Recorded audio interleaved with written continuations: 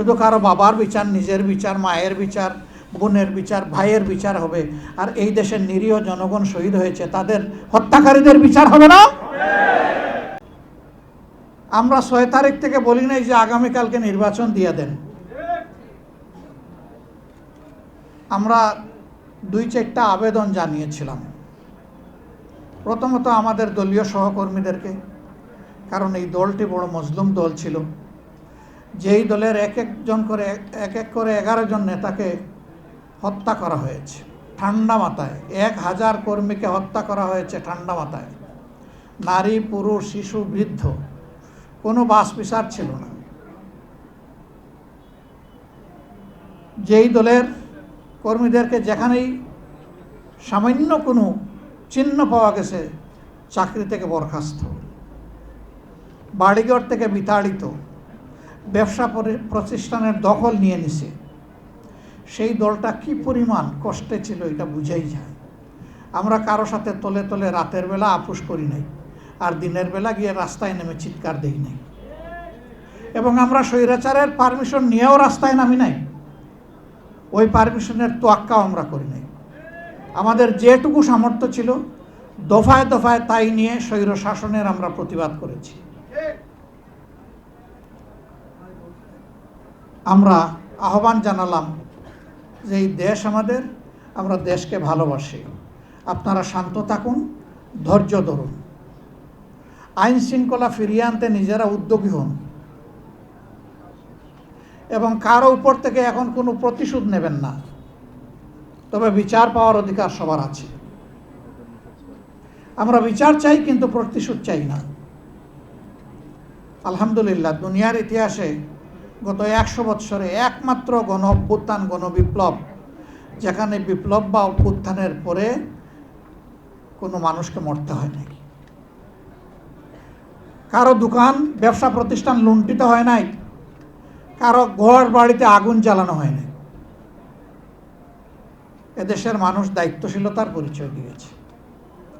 কিন্তু দুর্ভাগ্যের বিষয়, ৬ তারিখ থেকে একদল লোক চাঁদাবাজিতে ঝাঁপাইয়ে পড়ল।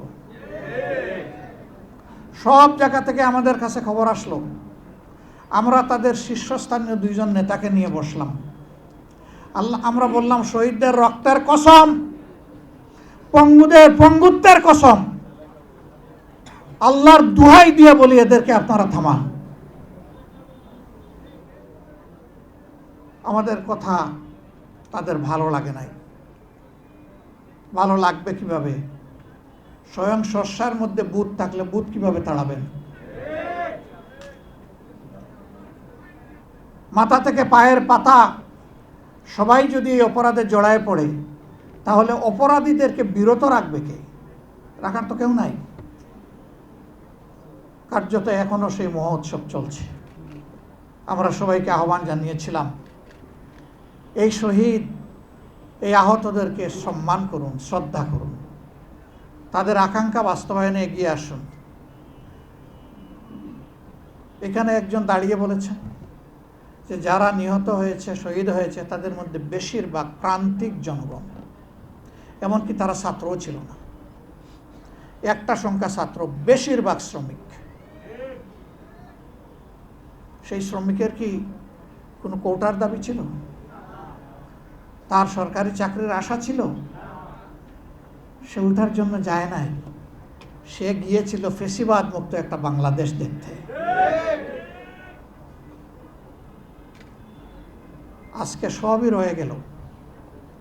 সেই কোটা অত্যন্ত নিকৃষ্টভাবে এখন বাস্তবায়ন হচ্ছে। বিশ্ববিদ্যালয়ের ভিসি, জেলা পরিষদের প্রশাসক, তারপরে ব্যাংক, বিমা কর্পোরেশন, সরকারি, বেসরকারি, আধা সরকারি সেক্টর, সব জায়গায় এখন একদম নির্লজ্জ দলীয়করণ চলতেছে। এটা কি কৌটা নয়?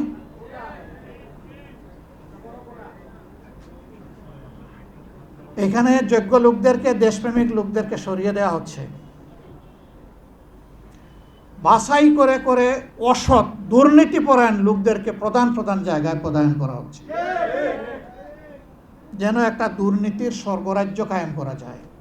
আমাদের এই সহযোদ্ধারা কি শুধু এই জন্যই জীবন দিল, যুদ্ধ করলো, পঙ্গু হলো যে এক দলকে তাড়াইয়া আরেক দলকে আমরা বসাই, বরঞ্চ তারা সিস্টেমের পরিবর্তন চেয়েছে, যে একটা আমূল পরিবর্তন আসুক। সেই সরকারের আমলে শিক্ষাঙ্গনগুলো ছিল সবচেয়ে খারাপ, গণরুম গেস্ট রুম করে সেখানে টর্চার সেল গঠন করা হয়েছে, এমনকি মেয়েদের হলে পড়ছে। তো সেই অবস্থা থেকে আল্লাহ তাআলা আমাদেরকে নাজাত দিলেন। এখন মনে হচ্ছে আবার আমরা সেই একই অন্ধকার গলিতে ঢুকে যাচ্ছি, এবং ইনশাআল্লাহ আমরা আশাবাদী, আমরা আস্থাশীল, গণভোটের গণরায় এই বাংলার জমিনে বাস্তবায়ন হবে ইনশাআল্লাহ। আমরা ইস্যু ছাড়ব না। দ্বিতীয়ত, যারা জীবন দিল, প্রতিশোধ চাই না, কিন্তু বিচারটা কি পাবো না? শুধু কারো বাবার বিচার, নিজের বিচার, মায়ের বিচার, বোনের বিচার, ভাইয়ের বিচার হবে, আর এই দেশের নিরীহ জনগণ শহীদ হয়েছে তাদের হত্যাকারীদের বিচার হবে না? সেই বিচারও ইনশাআল্লাহ এই বাংলার মাটিতে হবে। কোনো বিচার 50 বছর পরে হয়েছে এই দেশে, কোনোটা হয়েছে 21 বছর পরে। আমরা কথা দিচ্ছি এই বিচারও ইনশাআল্লাহ জয় দিন, জয় মাস, জয় বছর পরে হবে হবে হবে ইনশাআল্লাহ। আমরা এটাও ছেড়ে দিব না, এই দাবি আমরা ছেড়ে দেব না। আমরা ছেড়ে দেওয়ার কেউ নই, আমরা ওয়াদাবদ্ধ। এই ওয়াদা আমাদেরকে বাস্তবায়ন করতে হবে। আমরা সরকারের কাছে খোলা মনে আহ্বান জানাবো। ভুলভ্রান্তি মানুষের হয়, দলের হয়, সরকারের হয়, বিরোধী দলের হয়, সবার হইতে পারে। আমরা মনে করি সুস্পষ্টভাবে আপনারা জাতির সাথে দেওয়া কথা লঙ্ঘন করেছেন, আপনারা জাতির সাথে বিশ্বাস রক্ষা করেন নাই, আপনারা বিশ্বাসঘাতকতা করেছেন।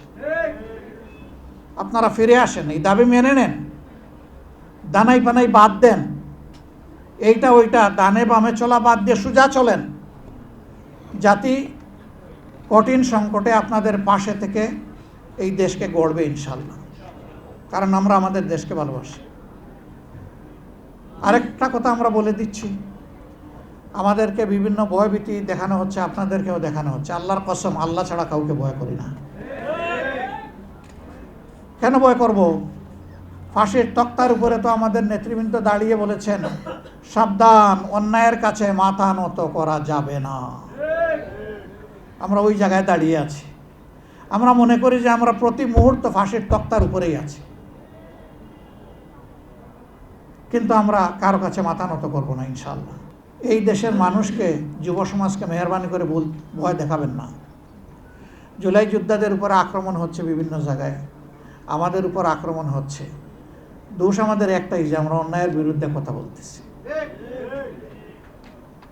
আক্রমণ করেন, অসুবিধা নাই, করতে করতে কে কোথায় যে পালায় আর ডুবে আল্লাহ তাআলা ভালো জানে।